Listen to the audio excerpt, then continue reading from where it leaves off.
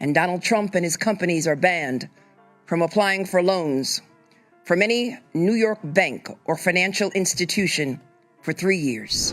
And the expectation that in the eyes of government you shall be treated no worse than your neighbor on the right and no better than your neighbor on the left. Oh, come on, we're in a house of God. First, simmer down. Did you know Trump is currently trying to ignore that Congress controls the nation's purse strings? It's literally in the Constitution, but Donnie Diapers thinks he knows better. Now he's targeting vulnerable communities and making up numbers to justify it. New York Attorney General Letitia James isn't having it. She just revealed in an exclusive interview how she and other Democratic AGs are filing lawsuits that are winning against Trump's executive orders. What he is doing is causing more chaos, confusion, and contempt for the law, contempt for individuals who work each and every day to serve our government. And prices could go up somewhat short term, but prices will also go down. And I think the farmers are going to be helped by this very much. If you're worried about democracy, this interview will give you the hope you've been looking for. Before we move on, I'd like to ask you a small favor. If you appreciate this content, please take a second to like this video and subscribe to the channel. Over 98% of you watch the videos without subscribing. It costs you nothing, but it makes a huge difference to us. So, did you click the subscribe button?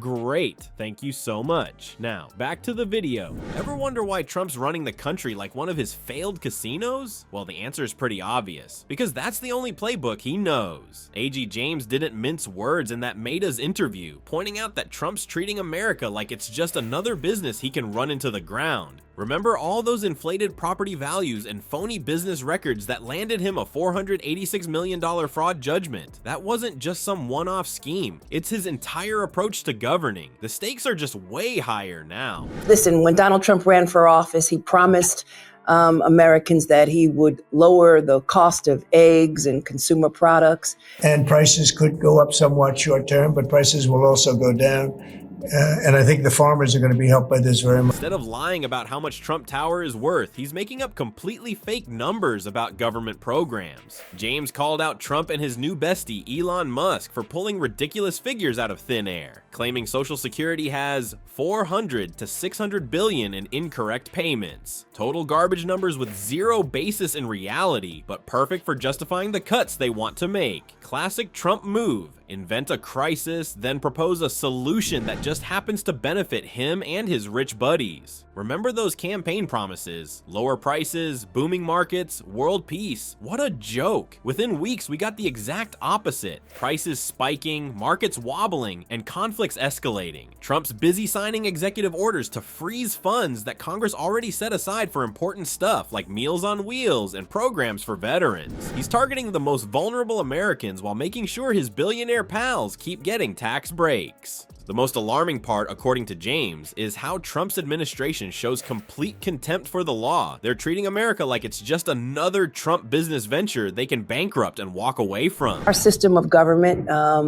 the power of the purse belongs to Congress, and he is attempting to ignore that. I have a wonderful wife who has to listen to this stuff all the time.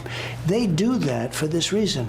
But this isn't just incompetence. There's something more sinister at work. James revealed Trump's endgame isn't just about power or money. It's about dismantling democracy itself and creating an authoritarian government where he calls all the shots. But here's the good news. Democratic AGs like James weren't caught sleeping this time. They've been preparing for Trump's return by studying Project 2025, that terrifying blueprint for Trump's second term, analyzing court circuits nationwide and coordinating their legal responses. While Republican officials are wearing their MAGA ties and jumping whenever Trump barks an order, James and her team are filing lawsuits within 48 hours of each illegal executive order. Those rapid-fire lawsuits from James and her team aren't just legal paperwork gathering dust in courtrooms. They're building what she proudly calls the blue wall of defense that's stopping Trump's illegal power grabs in their tracks. And it's working spectacularly well. While Trump keeps signing executive orders like a toddler with a crayon, his DOJ lawyers are showing up to federal courtrooms so embarrassingly unprepared they can't even answer basic questions. Essential and critical services, he sought to pause, again, because he wanted these agencies to comply with his wishes. For what they did, yeah, honestly, they should go to jail. So you think Liz Cheney should go to jail? Imagine being a government lawyer who can't tell the judge who's running major government agencies. That's the level of incompetence we're talking about here. James reports that these attorneys regularly stumble through hearings with no coherent arguments, which explains why judges are tossing Trump's executive orders into the trash faster than he tosses away classified documents. Let's talk specifics. When Orange Turd tried to end birthright citizenship, a right guaranteed by the 14th Amendment, James immediately secured temporary restraining orders and preliminary injunctions that shut him down. When Trump and his tech buddy Elon Musk tried getting their hands on Americans' personal data, including social security numbers and home addresses, James and her team blocked them cold. They weren't about to let some billionaire with Twitter delusions access our private information. The victories keep stacking up. Trump's administration targeted NIH grants that fund critical research for diseases like cancer and heart disease. But James stepped in to protect these life-saving programs. These aren't small wins, they're crucial protections for vulnerable communities that Trump seems determined to harm, from immigrants to LGBTQ+ individuals to teachers working in underserved schools. Then he filed an action against employees, probationary employees, and the law requires that the states be given 60 days notice, and they violated that. Again, executive order, and they dismissed and they fired all of these individuals. Create havoc. These are bad people.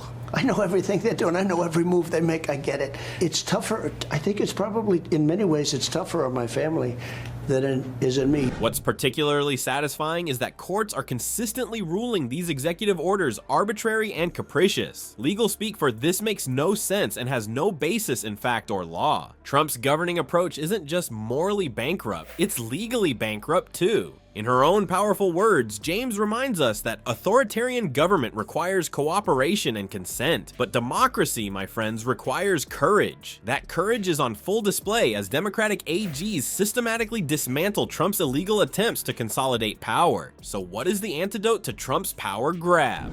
James isn't just filing lawsuits, she's taking democracy directly to the people. She's organizing town halls across America where regular folks can learn about these threats and share their own stories.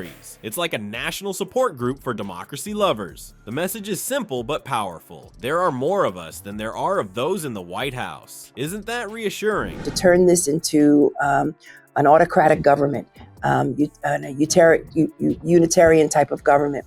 And we've got to stand up and we've got to fight back. If I did it, you would be standing up in that chair shouting at me. And you know what I'd do? I'd say, you got me. While Trump and his buddies are busy trying to turn America into Trumpland theme park, James is building a resistance movement one town hall at a time. This isn't just about legal battles anymore. It's about reminding Americans that democracy isn't something that happens to us. It's something we do together. Trump might have the fancy title, but we've got the numbers. And in democracy, that's what counts.